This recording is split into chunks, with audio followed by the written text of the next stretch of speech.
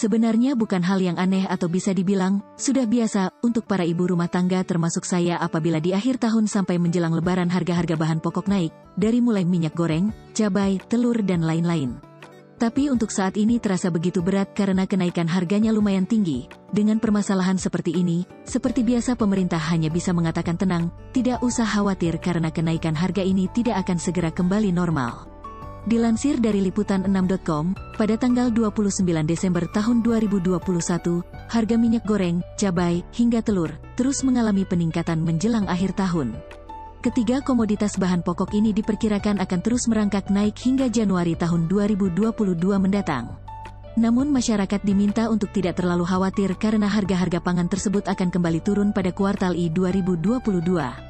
Selalu seperti itu, kebiasaan seperti ini seharusnya ada solusi tuntas, bukan terus-menerus terjadi seolah-olah pemerintah tidak serius memikirkan nasib rakyat terutama para ibu rumah tangga yang bukan hanya disibukkan memberikan asupan bergizi untuk keluarganya tapi juga harus memikirkan bagaimana caranya bisa berhemat, juga para bapak atau suami yang kebingungan karena saat harga bahan pokok naik, penghasilannya tidak ikut naik.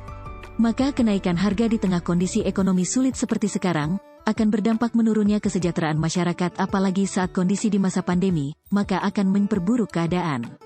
Kondisi saat ini sangat memperjelas ketidakseriusan pemerintah dalam meriayah rakyatnya, pada sistem demokrasi kapitalis ini yang mereka pikirkan hanyalah bagaimana caranya mensejahterakan diri sendiri tanpa memikirkan nasib rakyatnya yang jelas-jelas sedang dilanda kesulitan. Pada sistem kapitalis ini pemerintah mengatasi masalah dengan pertimbangan bagaimana caranya meraup keuntungan yang besar bukan benar-benar ingin mensejahterakan rakyatnya.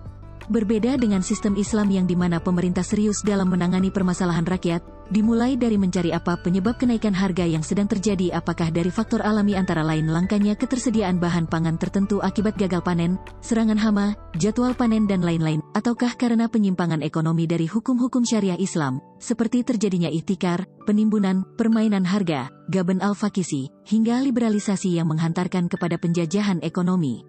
Dari situ barulah pemerintah mencari solusi apabila kenaikan harga karena faktor alami yang menyebabkan kelangkaan barang, maka di samping rakyat diminta bersabar, Islam juga mewajibkan negara untuk mengatasi kelangkaan tersebut dengan mencari suplai dari daerah lain. Jika seluruh wilayah dalam negeri keadaannya sama, maka bisa diselesaikan dengan kebijakan impor dengan masih memperhatikan produk dalam negeri. Tetapi apabila kenaikan harga disebabkan pelanggaran terhadap hukum-hukum syariah, maka penguasa harus mengatasi agar hal tersebut tidak terjadi. Pemerintah juga akan bertindak tegas terhadap pihak-pihak yang melakukan kecurangan dan tindakan goror dalam perdagangan tanpa pilih kasih. Begitulah sistem Islam meriayah rakyatnya sehingga tidak diragukan lagi bahwa hanya sistem Islamlah satu-satunya solusi tuntas untuk mengatasi segala permasalahan umat.